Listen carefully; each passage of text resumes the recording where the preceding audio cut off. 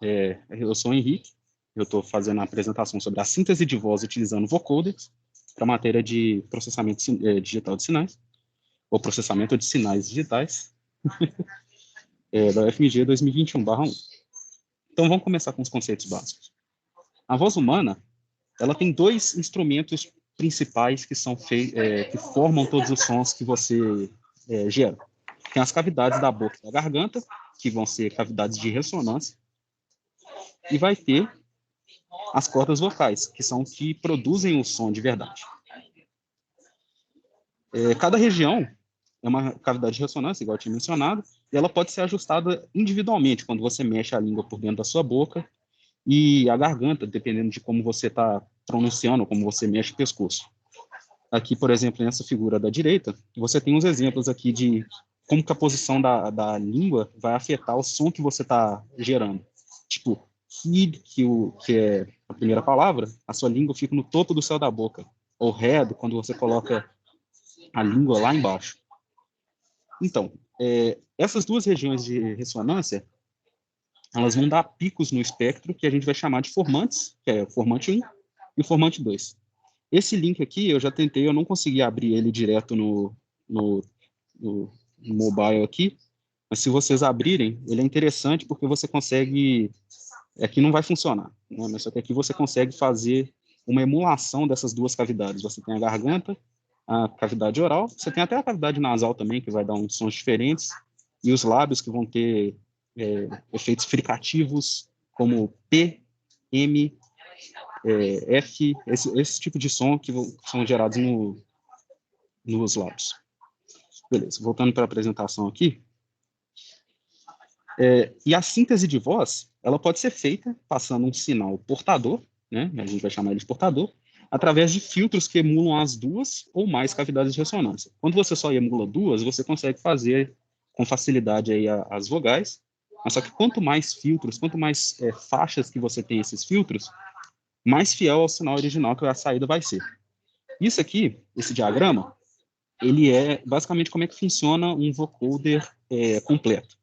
Você vai falar no microfone, esse microfone ele vai dividir o seu sinal em duas partes. O espectro, que ele vai ser lá o formato desses formantes, e a frequência fundamental. Esse espectro, você vai gerar uma envoltória dele, e a frequência fundamental você vai gerar a portadora. Depois você passa essa portadora pela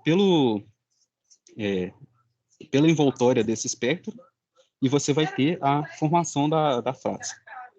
E aqui a gente tem um exemplo aqui do que acontece.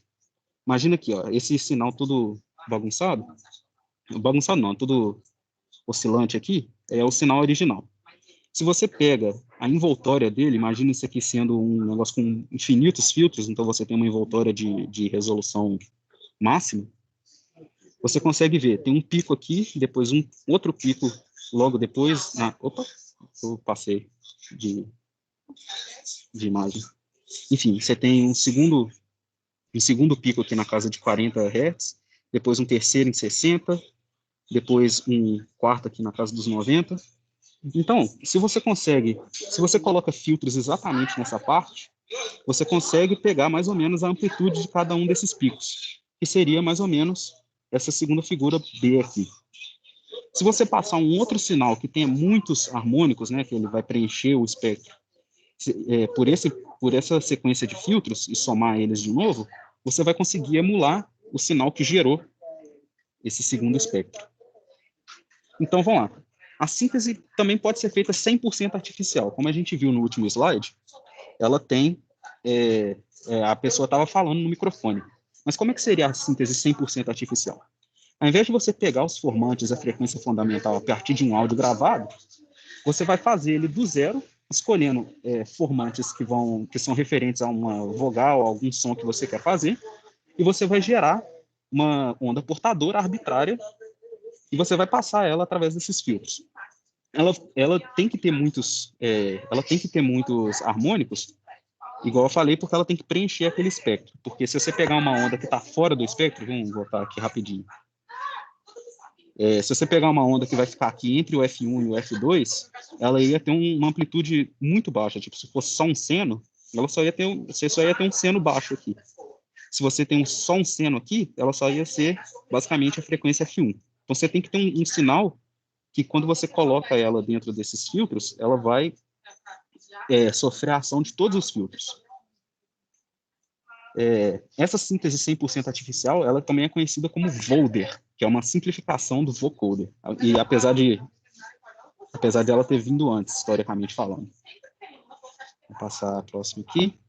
Isso daqui são os filtros que você poderia fazer, por exemplo, para vogais, eu tinha mencionado antes, você consegue fazê-las principalmente só com os formantes 1 e 2, que são os mais significativos no trato vocal. E isso daqui é só uma tabela com as frequências de ressonância desses dois formantes. E qual vogal que ela é correspondente.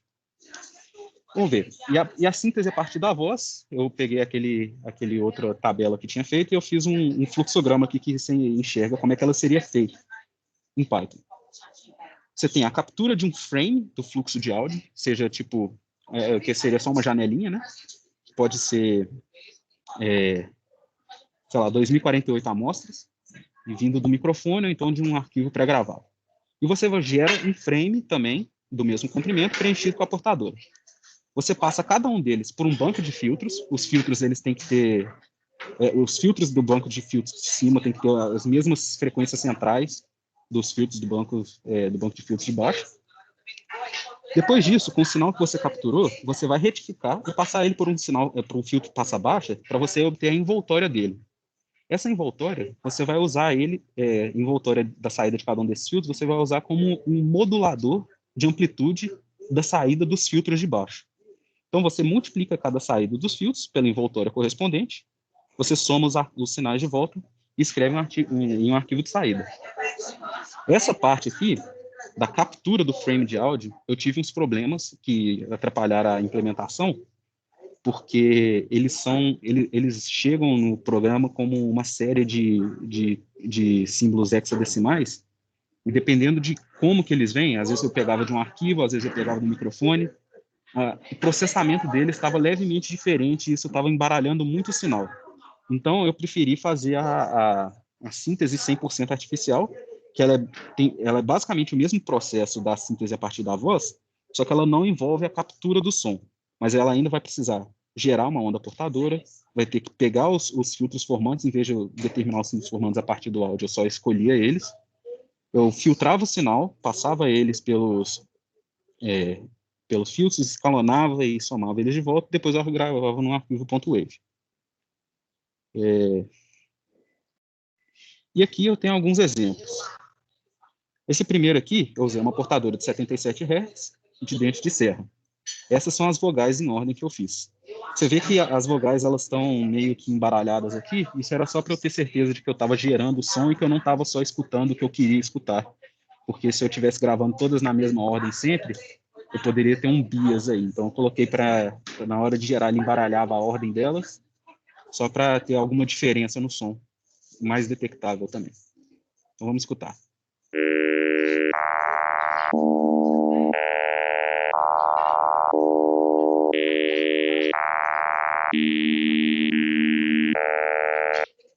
Eu também gerei ela com uma portadora um pouco mais alta. Vocês estão escutando, gente? Essa é a primeira vez que eu... Ah, beleza. Loud and clear. Mas vocês escutaram as vogais, né? Escutamos, todas elas. Ah, beleza. Eu também gerei com a portadora de 100 Hz, para eu ver um pouco a diferença. Todos esses sinais eu coloquei eles abaixo da frequência mais baixa dos formantes, por um motivo de evitar que algum filtro não tenha ação, porque se a frequência fundamental for acima da frequência de um dos filtros, aquele filtro ali não ia fazer nada, né? Ele não ia ter contribuição nenhuma para o som, e também, na medida que você vai diminuindo a frequência, a densidade dos a densidade de harmônicos lá para frente vai aumentando, então fica mais interessante o som também. Então vamos lá. 100 Hz, também de dente de serra.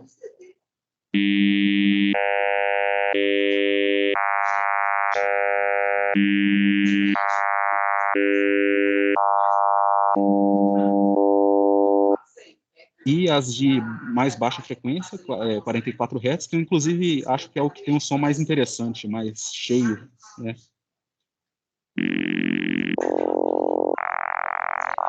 Parece que alguém está falando com a garganta.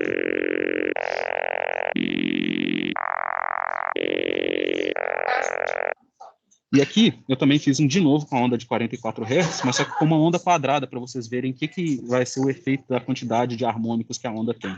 Eu vou mostrar em breve também a espectro aí dessas ondas diferentes.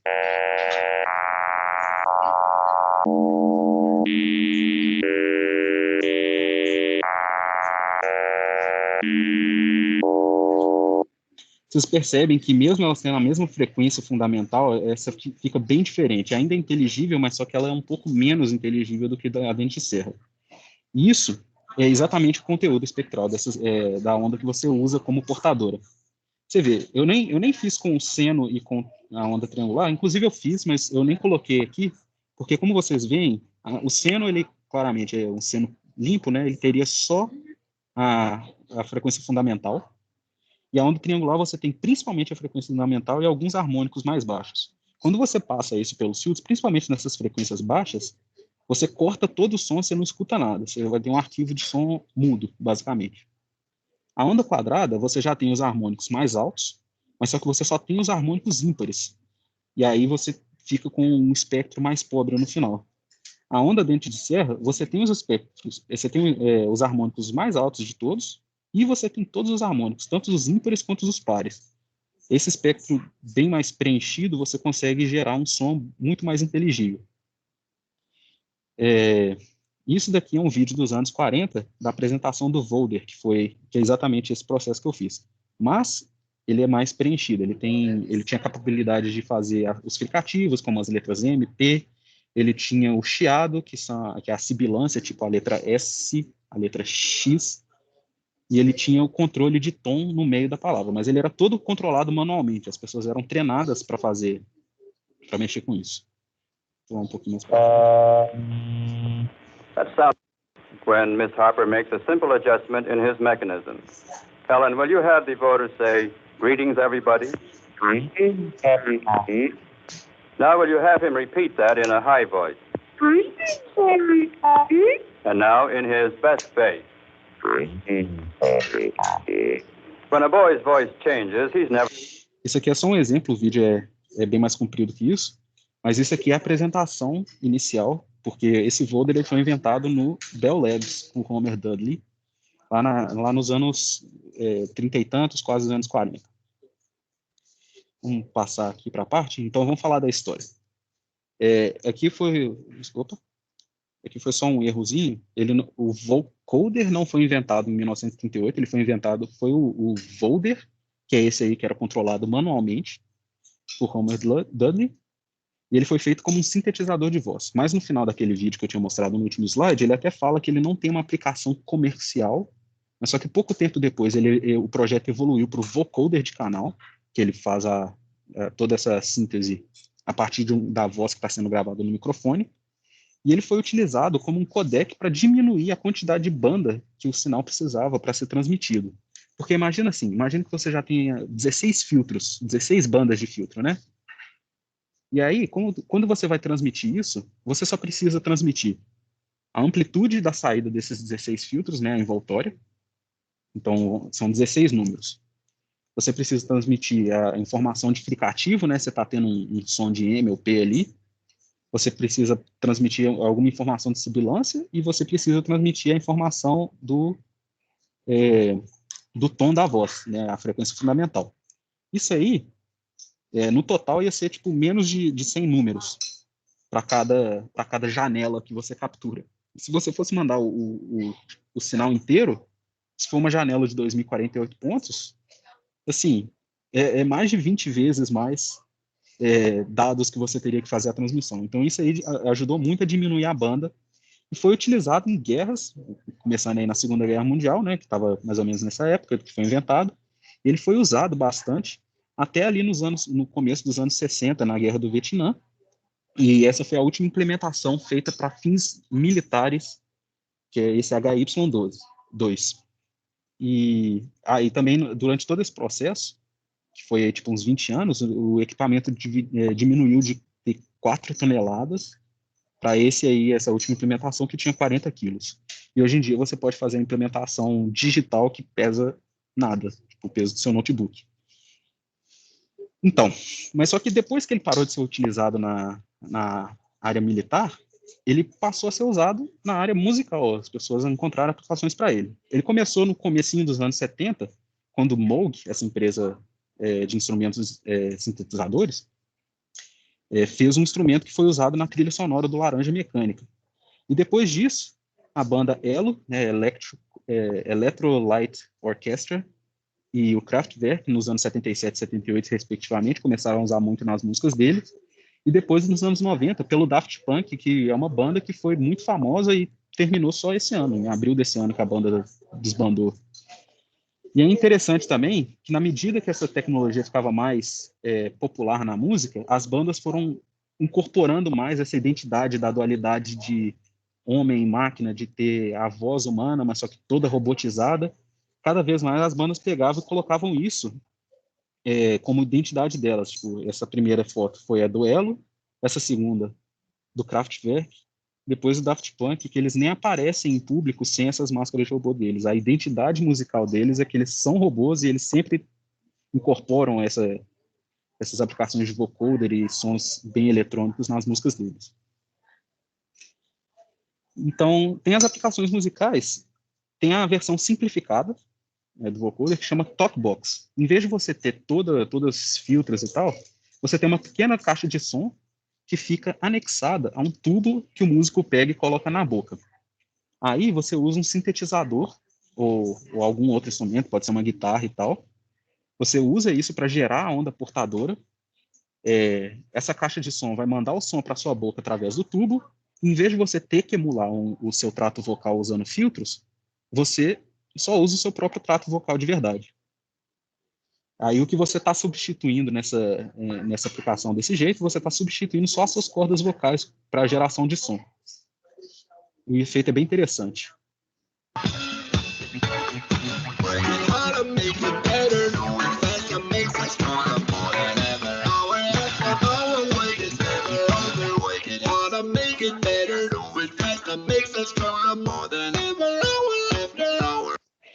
E o vocoder real, que ele é feito com processamento com filtros e tal, e principalmente o analógico, ele requer muito mais volume do que o Talkbox. Então, ele é um pouco menos prático, mas ele tem um efeito mais interessante. Você tem um controle muito grande sobre o sinal. Você pode tanto ajustar um pouco os filtros, dependendo de qual implementação que você tem. Você pode pegar a saída de cada um dos filtros individuais, igual desse segundo vídeo aqui.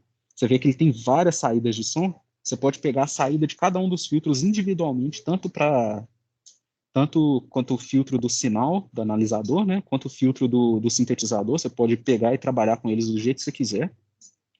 E você também tem a vantagem que você não ia precisar de estar com um tubo na boca na hora de gravar. Você pode só usar um som gravado previamente e colocar ali para ele transformar numa versão vocoderificada do som que você teve.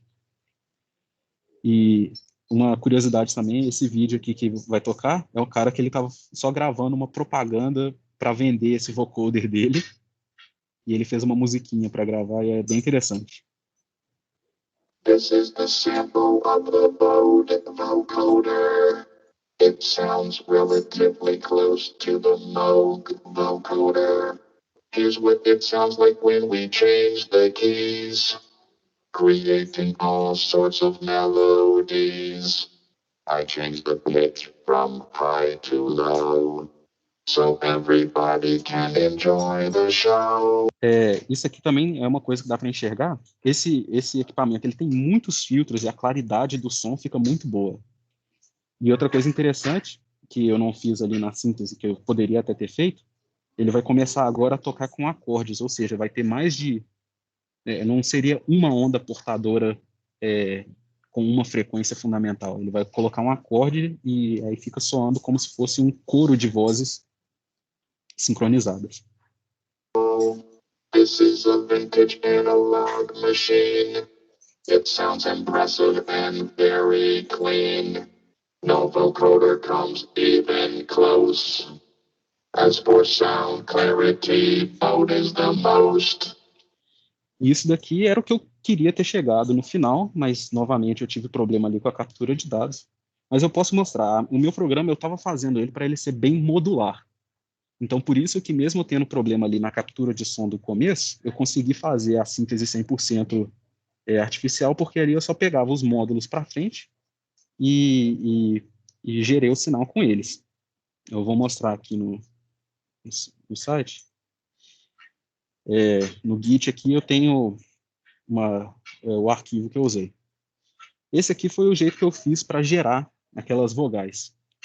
Eu estava trabalhando com a taxa de amostragem de 44.100 amostras por segundo, com um chunk aqui, que o chunk seria o tamanho do frame, né, de 1024 amostras. Isso aqui acabou que eu nem usei, porque para esse daqui eu podia só gerar a portadora do comprimento que eu queria. Então, eu não precisava pegar de pedacinho em pedacinho. Esse Easy Filter aqui eu só fiz para deixar mais limpa a parte aqui para frente, que eu pego esse objeto de filtro que eu criei, de quarta ordem, do tipo passa-banda com a frequência de amostragem, já que é um filtro digital, da frequência de amostragem que eu tinha definido ali atrás, e a única coisa que eu definia na hora que eu usava essa função do tipo lambda aqui, que é uma coisa linda do Python, eu só mandava a frequência central, e aí só para deixar mais limpo, para poder enxergar como é que ficou.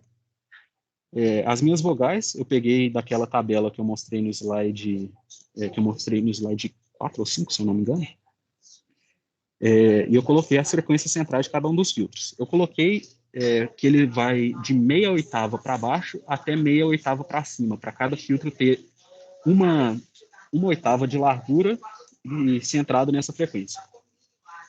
Então, para cada um desses filtros, eu tenho as frequências dos formantes.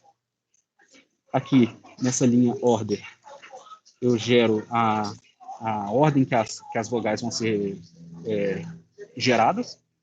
E aqui eu faço só uma ordem aleatória mesmo.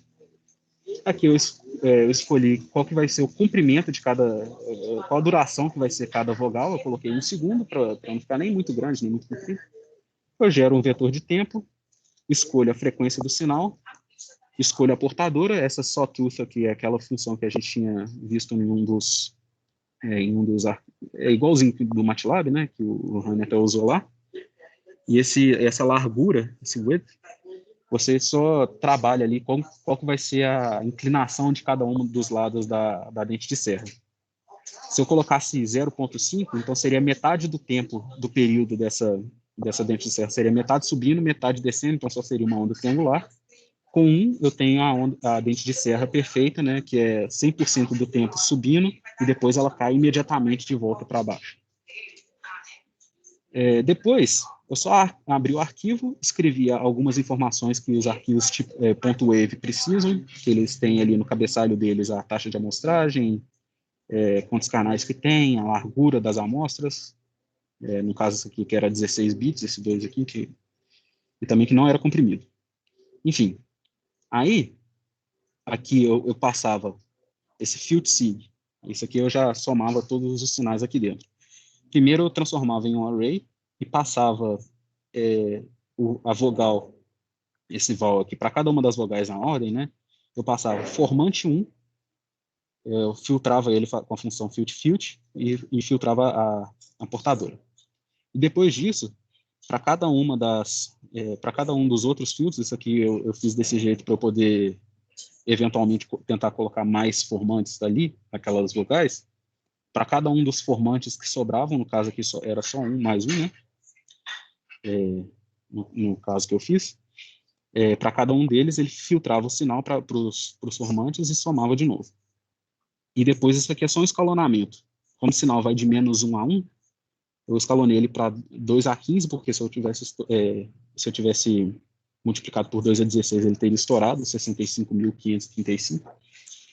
Né? Eu dividi por 2 só porque o pico a pico era 2 em vez de 1. E depois eu multipliquei por 0,8 só para evitar que o volume ficasse no máximo, e também porque se o sinal chegasse no pico ou na parte mínima do sinal, né, da excursão, dos 16 bits, eu tinha alguns problemas de descontinuidade, porque aí o sinal ele estourava a variável. E aí, por fim, eu só transformava em bytes e escrevia dentro do arquivo .wave. E basicamente essa aqui foi a implementação para gerar o arquivo de vogais. Aqui embaixo seria a implementação que eu estava tentando fazer funcionar para o vocoder de verdade, que eu tenho o banco de filtros, eu tinha várias faixas diferentes, e as notas aqui era para poder ter uma excursão das notas, só que o áudio ficou muito ruim, exatamente porque essa parte estava dando errado, a parte de captura de dados. Então, nossa, aí realmente atrapalhou tudo para frente, porque o sinal que você está usando ali estava ficando ruim, nossa, aí, nossa, eu estou decepcionado comigo mesmo. Eu achei uma outra biblioteca que vai facilitar isso, mas eu não tive tempo de implementar ela. Mas a ideia era, eu ia lendo o arquivo de voz que eu tinha gravado, eu lia um chunk dele,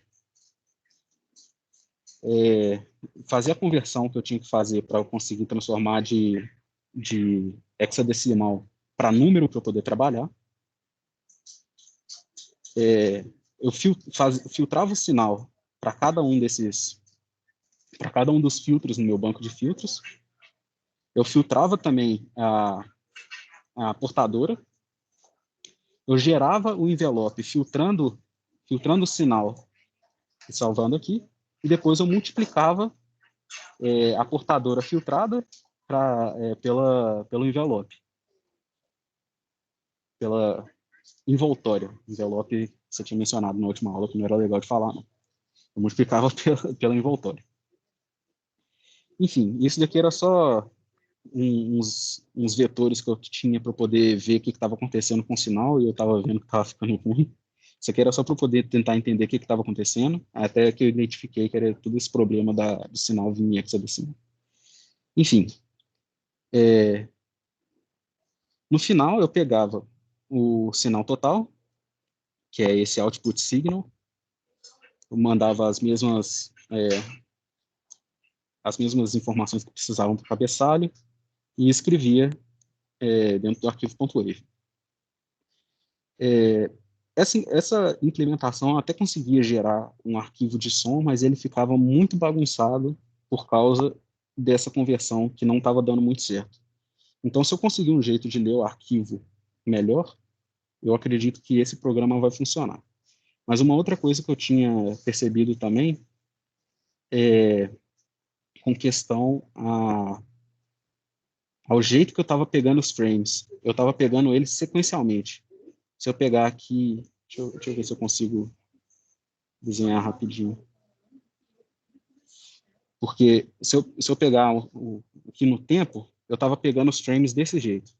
Eu pegava o sinal aqui, depois eu pegava o sinal aqui, e depois eu pegava o sinal aqui. Para cada um desses, eu passava a janela de Hamming, que é o cosseno levantado. Só que aí, quando eu montava o vetor, eu chegava num negócio que ficava assim. E desse jeito, ficava com um ruído no som, que era devido a esse janelamento. Eu estava vendo que uma das opções de fazer, em vez de pegar uma janela de cada vez, né, eu pegasse pegava, por exemplo, essas 3 janelas, fizesse o janelamento das 3 ao mesmo tempo, mesmo que fosse só uma rampa. Tipo, essa primeira aqui ia ser o sinal subindo, essa daqui o sinal normal, e essa daqui o sinal descendo, e isso até 0. Eu fazia o processamento e guardava isso. Só que aí, para a próxima janela, em vez de eu pegar os próximos 3, eu pegava só mais um, eu pegava só mais o próximo, e aí esse daqui ia estar subindo, esse daqui ia estar assim, e esse daqui ia estar descendo. E aí eu gravava só esse. E aí no final o meu sinal ia ficar algo do tipo assim. Ele ia subir, depois eu ia ter um processamento mais limpo de cada um, e depois lá no final do arquivo eu ia ter só uma janela, só uma amostra, né, mais um frame que estaria decaindo assim. Só que desse jeito também eu também não tive tempo de implementar. Eu li sobre implementações desse tipo para o sinal ficar mais limpo e eu realmente não tive tempo de fazer funcionar. Mas, enfim, basicamente esse foi o trabalho que eu fiz. Aí, aqui tem algumas das fontes que eu tive. Aqui sobre a história, alguns sobre a história. A Wikipédia que deu aquela tabela de formantes e alguns insights sobre o funcionamento. Uma outra coisa que eu também queria ter feito, mas isso aí já ia demorar mais tempo ainda, era fazer a integração disso com o teclado, igual do primeiro vídeo. E aí eu tinha até feito algumas classes no arquivo aqui. Eu tinha feito algumas classes de... eu não vou achar arquivo rápido aqui. Mas eu tinha feito até algumas classes de fazer a síntese por wavetable. Você consegue gerar o sinal da portadora de comprimento arbitrário, você consegue manipular o formato da onda de um jeito mais interessante também. E a apresentação ficou assim. Muito bom. Deixa eu ver aqui o tempo que terminou. Terminou agora 14h05. As coisas que você não implementou, Henrique, algumas delas, tudo bem, daria trabalho mesmo. Eu fiquei meio, talvez igual você, né, decepcionado só pelo início, porque essa parte da aquisição do sinal não deveria ser complicada. Você está lendo ele em hexadecimal, você podia ter me perguntado sobre isso. Você perguntou sobre isso, não, né? Quando a gente conversou? Eu tinha falado que eu estava tendo um problema, só que foi naquele dia que você tinha uma reunião e eu ia marcar, mas só que nossa, essas últimas semanas eu tenho ficado aqui no trabalho até umas 10, 11 horas, eu chego em casa exausto. Não, pois é, e aí, tá, então, porque é o seguinte, tem uma coisa que vale a pena você saber, então, quando a gente lê sinais em hexadecimal, existem duas maneiras de você ler. Uma é quando você coloca o byte mais significativo primeiro e o menos significativo depois, e outra é quando você coloca o menos significativo primeiro e o mais significativo depois. E tem essas duas convenções. Aí você tem que saber qual a convenção que está sendo usada para saber como é que você constrói o número depois. Acho que você nunca ouviu falar disso, né? Não, eu até percebi isso, mas só que isso aí era dependente de qual fonte que eu trabalhava. Exatamente. Porque assim, mas o que estava acontecendo era, dependendo do sinal que eu vinha, tipo, vamos imaginar que o sinal original era um seno, né? Isso daqui estaria em 0, então em hexadecimal, se fosse até 2 a 16, aqui seria em 0. Né? Até então de 0 a 2 a 16. Não, tá ok. De 0 a 2 a 16, tá ok. Então seria isso daqui. Aí, como é que o sinal chegava? Muitas vezes ele chegava desse jeito. Uhum. Tinha vezes que ele chegava desse jeito assim, né? Mas só que ele chegava, cada nota ele voltava para 0. E aí o sinal ficava todo embaralhado desse jeito. E tinha hora que ele chegava dos dois jeitos. E tinha hora que ele não estava em 16, que ele estava em 8. Esse código está em Python, né? Uhum. Eu achei uma biblioteca que faz esse pré-processamento antes e só devolve o sinal bonitinho. Só que eu não cheguei a terminar de implementar isso. Esse é o tipo de coisa que, independente da disciplina ou não, de você ter tido nota ou não, eu acho que por uma questão como é que eu posso dizer, dignidade, você vai querer resolver isso, mesmo que seja para outra coisa na vida. Você vai precisar disso. Não, pois isso é uma coisa que eu estava querendo fazer então, para mim já há muito tempo. Mesmo que eu já tenha lançado as notas e tudo, no dia que você conseguir, você avisa aqui para o grupo. Isso tem que ser até a próxima disciplina de processamento de sinais, que deve ser no ano que vem, né? Mas essa lista vai continuar online, aí você vai descobrir, resolvi e tá aqui. Eu tinha até mencionado isso com o meu Chiora a última vez que eu encontrei com ele, que eu estava querendo fazer isso. Eu também, eu conheço ele há um tempo, né? Uhum. E aí a gente estava conversando um dia de sintetizadores, eu falei que eu queria fazer isso. Falando nisso, né, a pronúncia, até onde eu saiba, é Moog, e não, você falou uma outra pronúncia para o Eu M-O-G. falei Moog. É Moog que Falei fala, né? Moog. Acho que é Moog, quase... Eu não tenho certeza, para falar a verdade. Que é o sobrenome de um pois é, cara mas é que dos eu conheço fundadores. pessoas que já implementaram esse sintetizador, e todas as pessoas ou que já usaram, né, e todas as pessoas falavam Moog. Aliás, falava bem português, né, um sintetizador Moog. Ó, São bem aportuguesado. A banda é Electric Light Orchestra. isso. Electric, você falou electrical, eletro, Eu acho que eu falei eletro. Eu acho que eu falei Electrolyte. Electric Light Orchestra, muito boa, por sinal.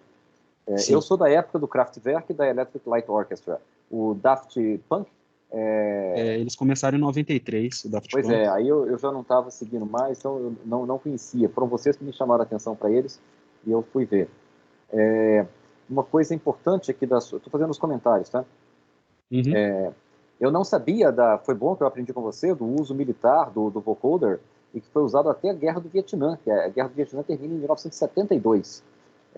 Eu não sabia do uso do vocoder militar. O primeiro uso do vocoder aqui vale para uso histórico, tá, gente? Você falou correto, que o objetivo era reduzir a largura de banda. Uhum. Mas isso era crítico porque quando a telefonia foi desenvolvida, o que o pessoal pensou? Já existiam certas linhas que conectavam lugares. Eram quais linhas? Eram as linhas de código Morse. Pois é, telégrafo, né? Tá É. correto. O telégrafo que usa código Morse, as linhas telegráficas. As linhas telegráficas, por uma questão de economia mesmo, elas tinham um fio só. O circuito era fechado pela terra. Dá para imaginar isso, né? Que você tem um Uhum. fio que vai de um lado ao outro, se a terra do seu lado, o outro lado também está aterrado, você tem um circuito fechado, né? Uhum. Estou errado ou estou certo? Tem, mas só que aí o plano de terra está com uma resistência menos que ideal, dependendo da situação, mas sim, Mas funciona. Mas está no mesmo potencial. Você não precisa imaginar a corrente. O importante é que você tenha um potencial comum. Então, você tem a diferença de potencial de um lado, diferença de potencial do outro. Não fica preocupado com o circuito da corrente, não. Ela vai desaparecer lá do outro lado, mas não tem problema. E o problema é que quando você tem com o circuito aterrado dos dois lados, você não consegue transmitir, e aí eu mesmo tenho que estudar por quê, nada acima de 300 Hz. A sua largura de banda é de 0 a 300 Hz, não passa disso. E, obviamente, o sinal de voz, você não vai transmitir sinal de voz de 0 a 300 Hz, né? Não dá. O sinal de voz, ele tem que ir pelo menos até uns 3.200, 3.300 Hz. Então, o que o pessoal pensou? Tinha duas alternativas. Tinha uma alternativa, gente, vamos precisar colocar uma segunda linha, e aí o custo, obviamente, de colocar isso é elevado, né? Porque as linhas telegráficas já estavam muito expandidas, você ia ter que dobrar todas elas, ou você vai ter que colocar a voz em 300 Hz. E aí a ideia do vocoder veio nessa linha. Entendeu a ideia? Uhum. Obviamente, no final das contas, o pessoal teve que colocar os dois fios mesmo. Como até hoje, né? Qualquer telefone que você tem aí analógico, apesar a linha fixa, né? Até hoje tem os dois pares, os dois fios que saem do telefone, né? É claro que quase ninguém tem telefone fixo mais hoje, né? E mesmo os que têm, costuma estar ligado já no modem, que agora é fibra ótica, né? Então a coisa nem fio é mais, né? Passou pela época do cabo coaxial, mas todos vocês já viram um par trançado de telefone, né? Já. Sim ou não? Já sim. Sim, né? Não sei, pois é. E aí aquela demonstração é de 1939, esse é um outro comentário importante. Vocês notaram a sacanagem? Desculpem, Zé, a aula está sendo gravada.